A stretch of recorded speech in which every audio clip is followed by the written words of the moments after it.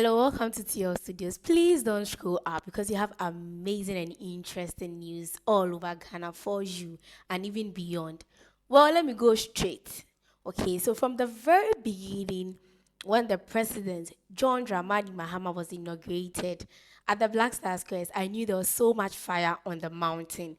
And we all know the size of the minority in parliament. Afenyo Markins has been on the toes of the majority. In fact, sometimes I wonder if the majority is indeed the majority, but we know he's actually doing the most, and people are commending him, whilst others are saying Afenyo Markins has been too talkative, he should tone down and all that.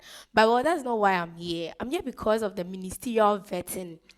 See, at a point, I felt our MPs could just rescue Ghana anytime there is war, there is something, because I now know they are so strong.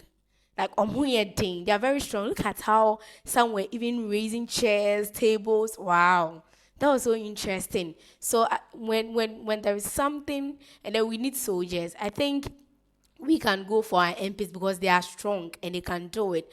So we've seen so far the ministerial vettings and how it has been going and how it is going so far. And I think so far so good. The nominees are doing their best. They are doing well. They have to face one particular person in the minority. That is Afenyo Markin.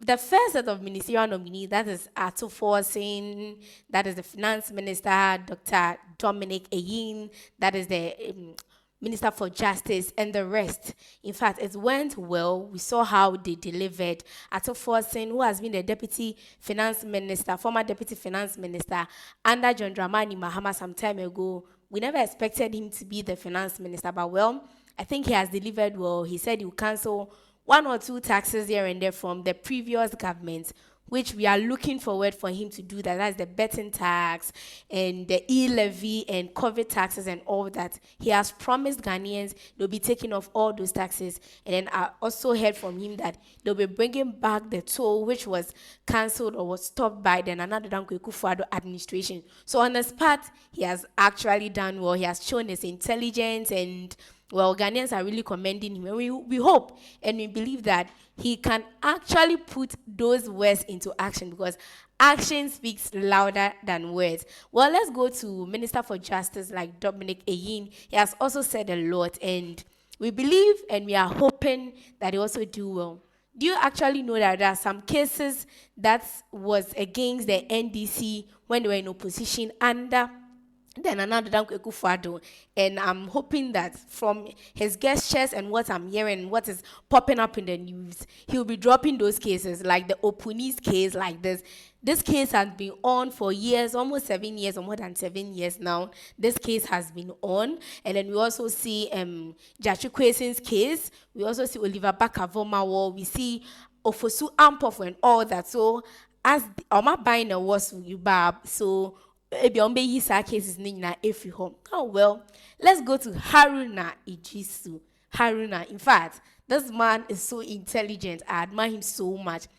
He will give you the answers back to back. So he didn't really have to face Afenyo Markins. Do you get it like that? As Afenyo Markins is doing to other nominees or other appointees. But Haruna Ijisu, as our education minister, has really proven his intelligence. He's very intelligent, very, very intelligent. And the answer is given at a point. He said those who benefited from the free SHS is not up to 5.1 million people, students, but he said it's 3.1. That is what he has been saying.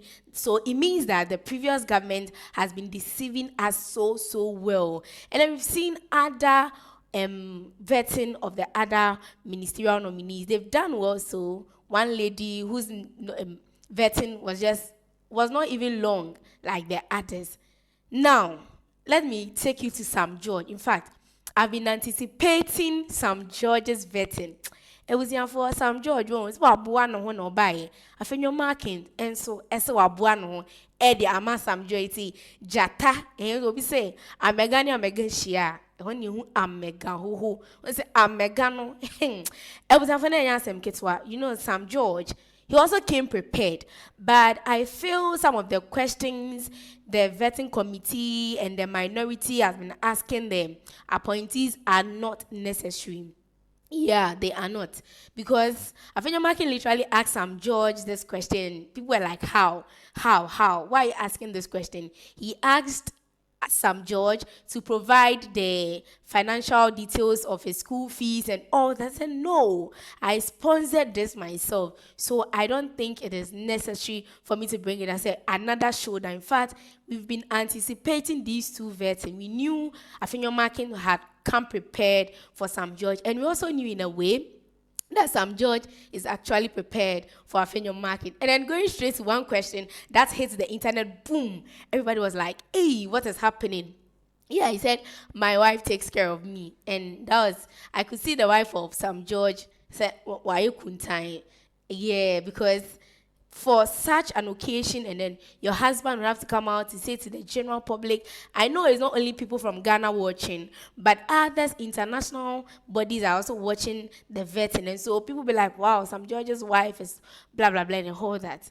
But you know, the interesting part, you see, the very interesting part, baby, I'm more going to kwano. Hey, I was saying, when I'm say our MPs are strong.